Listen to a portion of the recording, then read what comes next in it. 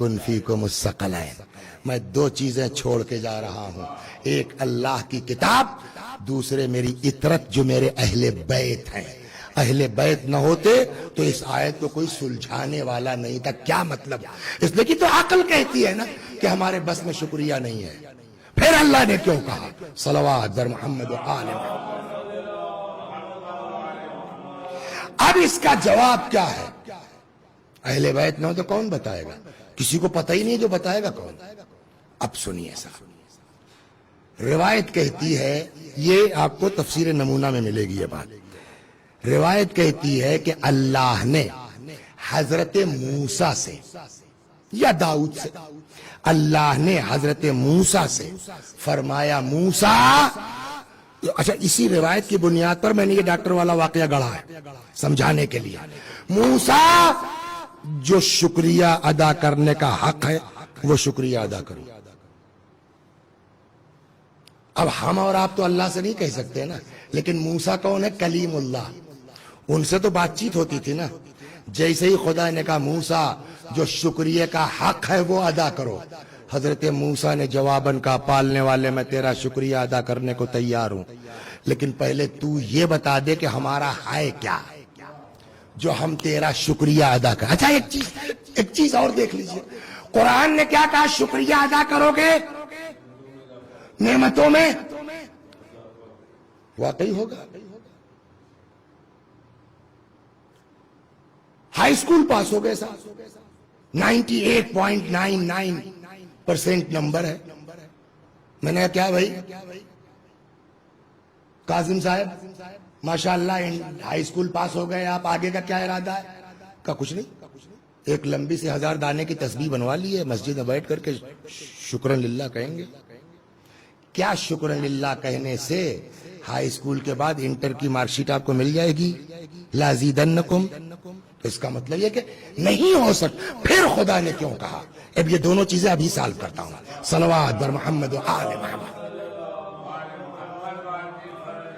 تو اب امام فرماتے، چھٹے امام سے یہ روایت کہ اللہ نے یہی بات کس سے کہہ دی؟ جناب موسیٰ سے، موسیٰ جو شکریہ کا حق ہے وہ ادا کرو۔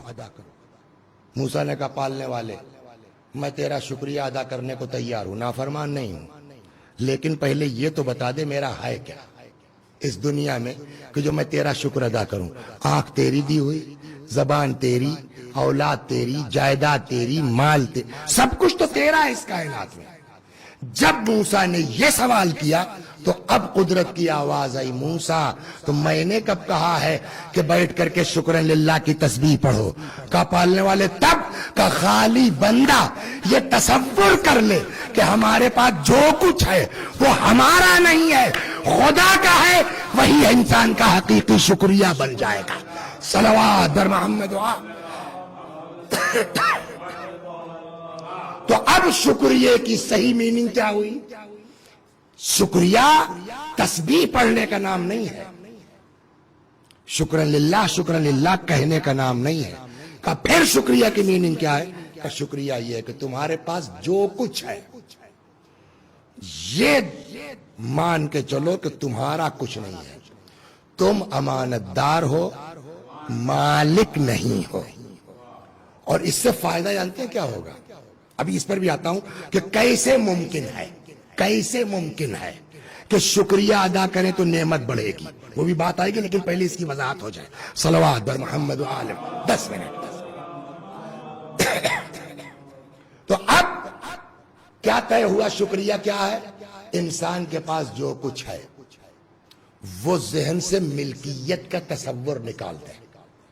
ہمارے پاس جو کچھ ہے ہم امانت دار ہیں، مالک نہیں ہے۔ اگر یہ تصور آ گیا تو انسان حقیقی شکر گزار بندہ بن جائے گا۔ اس سے فائدہ کیا ہوگا؟ اللہ کیوں چاہتا ہے یہ مزاج ڈیولپ ہو اور اس کو ہم شکریہ مانیں گے تمہارا؟ کہ اس سے فائدہ یہ ہوگا سب سے بڑا، نہ ملنے کی خوشی ہوگی نہ جانے کا غم ہوگا۔ پھر آدمی نعمت میں ہے تب بھی الحمدللہ، پریشانیوں میں ہے تب بھی الحمدللہ. کیوں؟ اس لیے کہ اس کا مزاج ہی بن چکا ہے نا, انا للہ و انا الیہ راجعون. ہم سب اللہ کے ہیں اور اسی خدا کی طرف پلٹ کے جانے والے ہیں. تو جب ہم خود اپنے نہیں ہیں تو ہمارا مال کیا ہوگا, ہماری جائیداد کیا ہوگی, ہماری اولاد کیا ہوگی. تو ایک بات تو یہاں ایک کانسیپٹ کلیئر ہو گیا کہ شکریہ کا مطلب یہ ہے کہ ہمارے پاس جو کچھ ہے ہم امانت دار ہیں, مالک نہیں ہے. ہو گئی نا بات. دوسرا سوال جو تھا کہ قرآن نے کیا کہا, لئن شکرتم لازیدنکم, شکریہ ادا کرو گے ہم نعمتوں میں اضافہ کر دیں گے. اس میں کیسے اضافہ ہوگا؟ کہاں. اب ایک سلوات پڑھیے, مثال سے بات سمجھاتا ہوں کیسے اضافہ ہوگا. تو اب شکریہ کی میننگ کیا ہوئی؟ ہمارے پاس جو کچھ ہے ہم امانت دار ہیں. جس دن امانت داری کا تصور ہوگا, مثلا تمہارے پاپا نے ہمارے پاس 50,000 روپے رکھ دیے اور اس کے بعد ایک دن انہوں نے فون کیا کہ ذرا فلاں کو 10,000 دے دیجئے. مجھ کو دقت ہوگی 10,000 دینے میں. کیوں؟ میرا تھوڑی ہے, جس نے دیا ہے وہ کہہ رہا ہے دے دو, میں دے دوں گا. جب یہ تصور آ جائے کہ ہمارا کچھ نہیں ہے, ہم امانت دار ہیں, ہم مالک نہیں. یہی بات یہ میں اپنی جیب سے نہیں کہہ رہا ہوں, یہ عنوان بصری والی حدیث میں, چونکہ عالم بھی تشریف فرما ہے ان کو ذہن, عنوان بصری والی روایت میں یہاں بھی عرض کر چکا ہوں, آپ کو یاد ہوگا مولا نے یہی کہا تھا کہ جب یہ تصور ہو جائے گا حقیقت عبودیت, وہاں بھی یہی بات آئی تھی, تو پھر انسان کو راہ خدا میں خرچ کرنے میں تکلف نہیں ہوگا. ہو گئی نا بات. اب آئیے آپ دو معاشرے کا تصور کر لیجئے, دو گاؤں مان لیجئے. اس گاؤں میں ڈاکٹر بھی ہیں, انجینئر بھی ہیں, کروڑ پتی بھی ہیں, نیتا بھی ہیں, منسٹر بھی ہیں. اس کے مقابلے میں یہ گاؤں ہے, یہاں بھی انجینئر بھی ہیں, ڈاکٹر بھی ہیں, بزنس مین بھی ہیں, منسٹر بھی ہیں, آئی ایس بھی ہیں, پی سی ایس بھی ہیں. لیکن دونوں کے مزاج میں فرق کیا ہے؟ یہ گاؤں والے جن کے پاس جو ہے وہ ملکیت نہیں سمجھتے. مولانا اپنے علم کو ملکیت نہیں سمجھتے, ڈاکٹر اپنے علم کو ملکیت نہیں سمجھتا, کروڑ پتی اپنے پیسے کو ملکیت نہیں سمجھتا, منتری اپنے منسٹری شپ کو جو ہے ملکیت نہیں سمجھتا, آئی ایس اپنے عہدے کو ملکیت نہیں سمجھتا. ایک یہ ہے. ادھر کیا ہے, مولانا صاحب الگ منہ چھیٹے ہوئے کہ بھئی محنت کی ہے میں نے, آئی ایس صاحب الگ بیٹھے کہ رات رات بھر پڑھائی کی ہے میں نے, ڈاکٹر صاحب الگ بیٹھے ہوئے ہیں, کروڑ پتی الگ بیٹھا ہوا ہے. اب دونوں کا تصور دیکھیے. یہیں سے شروع کرتا ہوں مولانا صاحب سے. اس گاؤں کو جو اپنے جو کچھ ہے ہمارا ہے, آدھی رات کو وسیع حسن کے ہاں دق الباب ہوا یا ٹیلی فون آیا, ہیلو جی مولانا صاحب والدہ کا انتقال ہو گیا, دسمبر کا مہینہ ہے, تو کل 2 بجے مٹی ہے, اماں آپ کو بہت چاہتی تھی مولانا صاحب, بہت دن پر آپ کی مجلسیں سنتی تھیں, بڑی خواہش تھی ان کی. میں نے کہا سنیے, میرے ماں باپ نے اس لیے نہیں پڑھایا کہ میں جو ہے رات رات میں جو ہے دسمبر کی سفر کروں آپ کے یہاں 2 بجے پہنچنے کے لیے. وہیں لوکل کوئی دیکھ لیجئے. یہ کس مولوی کا جواب ہے؟ جو اپنے علم کو ملکیت سمجھتا ہے. اس سے پہلے یہی جواب ان سے مل چکا تھا. اماں کی حالت, جب ڈاکٹر صاحب کو فون کیا, ڈاکٹر صاحب اماں کی حالت بہت خراب ہے, تو میں کیا کروں؟ کہ دیکھ لیجیے, جاؤ اسپتال جاؤ. میرے باپ نے اس لیے تھوڑی 20 لاکھ روپے ڈونیشن دے کے پڑھایا تھا کہ میں دسمبر میں نیند خراب کروں, جائیے کہیں. یہ کس ڈاکٹر کا جواب ہے؟ جو اپنی طبابت کو ملکیت سمجھتا ہے. یہی حال صاحب پہنچ گئے, چچا لڑکی کی شادی ہے, سارا انتظام ہو گیا ہے, فلاں چیز رہ گئی ہے, 25,000 روپے کم پڑ رہے ہیں چچا. اچھا, جس وقت تمہارا باپ کنچے کھیلتا تھا نا تب میں ٹھیلا لگاتا تھا, آج اس محنت سے اس منزل تک پہنچا ہوں, چلے آئے چچا دے دیجئے. یہ کس دولت مند کا جواب ہوگا؟ جو اپنے پیسے کو ملکیت سمجھتا ہے. لیکن کسی نے یہ نہیں سوچا کہ محنت سے نہ کوئی مولانا ہو سکتا ہے, نہ محنت سے کوئی ڈاکٹر ہو سکتا ہے, نہ محنت سے کوئی انجینئر ہو سکتا ہے, نہ محنت سے کوئی بزنس مین ہو. کیا مطلب؟ میں نے کہا سب کچھ تو ہے. باپ نے ڈونیشن بھی دے دیا, لکھنؤ میں بہترین اے سی روم بھی لے دیا, سب کچھ ہے. عقل اللہ نے چھین لی. ہو جائیے گا ڈاکٹر آپ، سب کچھ ہے آپ کے پاس، ہاتھ ٹیڑھا کر دیا اللہ نے، زبان ہو گئی، گونگے ہو گئے، بول ہی نہیں پاتے، بزنس کر پائیے گا آپ؟ محنت تو کیا آپ نے، لیکن محنت کے لائق بنایا کس نے؟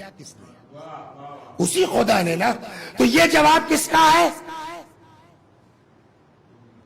جو ملکیت سمجھتے ہیں۔ جانتے ہیں ان کا حشر کیا ہونے والا؟ اس کو بھی سنتے چلیے، اس لیے کہ آگے بھی ایک فقرہ ہے، وَلَئِن كَفَرْتُمْ، اگر تم نے کفران نعمت کیا، إِنَّ عَذَابِي لَشَدِيدٌ، تو یہ نہیں کہ صرف نعمت روکی جائے گی، ہمارا عذاب سخت ہے۔ چنانچہ ایک روایت اس طرح کے لوگوں کے لیے کہتی ہے، صلوات بر محمد، وہ سن لیجیے آپ، پھر واپس آتے ہیں مجلس تمام۔ روایت کہتی إِنَّ لِلَّهِ عِبَادًا يَخُصُّهُمْ بِالنِّعَمِ، اللہ کے کچھ بندے ایسے ہیں جن کو خدا نے اپنی نعمتوں سے مخصوص کیا ہے۔ انجینئر بنا دیا، ڈاکٹر بنا دیا، آئی ایس بنا دیا، پی سی ایس بنا دیا، کروڑپتی بنا دیا، اللہ نے بنایا ہے نا۔ کیوں بنایا؟ حدیث کہتی ہے لِمَنَافِعِ الْعِبَادِ، تاکہ تمہارے ذریعے سے دوسرے بندوں کو فائدہ پہنچے۔ اب روایت کہتی ہے کہ اگر تمہارے ذریعے سے فائدہ پہنچ رہا ہے تب تو نعمت رہے گی، اور اگر تم سیلفش ہو گئے، خود غرض ہو گئے، کفران نعمت کرنے لگے بقول قرآن کے، تو یہ نہیں کہ صرف نعمت روکی جائے گی، قرآن کہتا ہے عذاب شدید ہوگا، اور حدیث کہتی ہے اگر تم نے لوگوں کے کام تم نہیں آئے، مدد نہیں کی، تو اللہ تم سے نعمت کو لے لے گا، ان کے حوالے کر دے گا، تاکہ ان کے ذریعے سے بندوں کا کام ہو جائے۔ صلوات بر محمد وآل۔ یہاں تک آ گئے آپ؟ اب آئیے واپس، ادھر آئیے۔ دوسرا آئی ایس ہے، وہ اپنے عہدے کو امانت سمجھتا ہے، لکھپتی ہے، اپنے عہدے کو امانت سمجھتا ہے، ڈاکٹر ہے، اپنے عہدے کو امانت سمجھتا ہے، انجینئر ہے، اپنے عہدے کو امانت سمجھتا ہے، مولانا ہے، امانت الہی سمجھتے ہیں۔ اچھا یہ بتائیے وسیم بھائی، کیا کرنا ہے؟ 1 منٹ نہیں لگے گا، 1 منٹ نہیں لگے گا۔ کم از کم 2 لوگ میرے ساتھیوں میں سے ہیں، ایک میرے گاؤں کا لڑکا، میرا ہم عمر، اور بچپنے میں پہلوان، ہم لوگ کشتی دیکھنے جاتے تھے اس کی۔ آج وہ بیچارہ گھر بیٹھا ہے، بچے مزدوری کرتے ہیں، تب اس کا خرچ چلتا ہے، فالج ہو گیا ہے۔ اور دوسرے مولانا ہمارے ساتھیوں میں سے ہیں بیچارے، یہ پورا کئی بار اٹیک ہو چکا ہے فالج کا، بستر پر پڑے ہوئے ہیں۔ 1 منٹ نہیں لگے گا۔ یہ تم بیٹھ کے ممبر سے مجلس پڑھ رہے ہو نا، پڑھتے پڑھتے اچانک منہ ٹیڑھا ہو گیا، وسیع حسن کوئی سلام کرنے والا تم کو ملے گا نہیں۔ لہذا جب تک تمہارے پاس جو ہے اینٹھو مت، نعمت الہی سمجھ کے شکریہ ادا کرو، اور شکریہ کیا ہے اس کو ملکیت نہ سمجھو۔ اب جب ملکیت نہیں سمجھیں گے، آدھی رات کو فون آ گیا، ڈاکٹر صاحب اماں کی طبیعت پہنچا میں۔ اب صاحب گاڑی سٹارٹ کی، بیوی نے کہا کہاں جا رہے ہو؟ ارے بھائی فلاں کی اماں۔ ارے اتنی رات کو؟ کبھی رات ہو یا دن ہو، پیشہ ایسا ہے، اس کی بیچاری کی زندگی موت کا سوال ہے۔ ارے بہت ڈاکٹر ہیں۔ کہ سنو، ڈاکٹر بہت ہیں، لیکن ایک فالج کا اٹیک پڑے گا، منہ ٹیڑھا ہو جائے گا، ساری ڈاکٹری گم ہو جائے گی۔ وہ بھاگا ہوا چلا گیا مریض کو دیکھنے۔ یہ کون ڈاکٹر ہے جو جا رہا ہے؟ جو اپنی طبابت کو امانت الہی سمجھتا ہے۔ اماں نہیں بچ سکتی۔ وسیع صاحب کے پاس فون آیا، مولوی صاحب اماں کب ہے؟ 2 بجے۔ میں آتا ہوں۔ میرے کہاں جا رہے ہیں؟ ارے بھیا، ارے بہت سے نماز پڑھانے۔ میں نے کہا یہ نہیں سوچے اتنے لوگوں میں اس نے مجھ سے کہا، یہ کیا معمولی کرم ہے اللہ کا کہ اس نے مجھ کو انتخاب دیا، اسی شکرانے میں چلے جاؤ۔ ادھر صاحب آئی ایس ہے، پی سی ایس ہے، کروڑپتی ہے۔ یہاں کیا نام ہے تمہارا؟ جی زید نام ہے۔ کس کلاس میں پڑھتے ہو؟ کہا جی ہمارے ابا ٹھیلا چلاتے ہیں، ان کے پاس فیس کا پیسہ ہی نہیں ہے۔ اس نے کہا یار یہ لڑکا تیز لگتا ہے، اگر اس کو پڑھایا جائے تو۔ اس نے اس کی فیس جمع کر دی۔ 2-3 لوگ اور اس طرح کے نکل آئے اسی گاؤں میں، 2-3 لڑکوں کی انہوں نے بھی فیس بھر دی، اور وہ صاحب کوئی انجینئر ہو گیا، کوئی ڈاکٹر ہو گیا، کوئی آئی ایس ہو گیا۔ اب جب یہ 4-5 انجینئر آئی ایس پی یہ کیوں کروایا؟ اس لیے کہ وہ اپنے پیسے کو امانت سمجھتا ہے، ملکیت نہیں سمجھتا ہے۔ تو اب پہلے سے جو I S P C S تھے ان کو پتا چلا، انہوں نے تھوڑا سا بیکنگ کر دی، ادھر ادھر جو ہے گائیڈ کر دیا، مطلب وہ بھی آئی ایس ہو گیا، وہ بھی ایم بی بی ایس ہو گیا، وہ بھی بی ٹیک ایم ٹیک ہو گیا۔ اب جس گاؤں میں 4 لوگ تھے 10 سال کے بعد 10 لوگ ہو گئے۔ اب جب یہ 10 ہو گئے تو 10 بیٹھے، اگر فلانے چا مرحوم نے ہماری فیس نہ دی ہوتی تو آج ہم ایم بی بی ایس نہ ہوتے، اگر فلانے چا نے ہم کو نہ پڑھایا ہوتا تو آج ہم بی ٹیک نہ ہوتے۔ تو جیسے فلانے چا نے ہم کو پڑھایا ویسے ہم 4 کو پڑھا سکتے ہیں۔ تو معلوم ہوا اس نے جو ہے وہ 10 کو پڑھایا، ان 10 نے پھر 10 کو پڑھایا، 10 سال کے بعد وہ 100 ہو گئے، پھر ان 100 نے پڑھانا شروع کیا۔ معلوم ہوا کہ 20-25 سال جاتے جاتے اس بستی میں نہ کوئی جاہل رہ گیا نہ کوئی غریب رہ گیا۔ یہی تو قرآن کہہ رہا ہے، شکریہ ادا کرو گے ہم نعمتوں میں اضافہ کرتے چلے جائیں گے۔ صلوات بر محمد و آل محمد۔ اصل چیز یہ ہے دین۔ ایک بات اور عرض کر دوں، یہ تو ہم نے آپ کو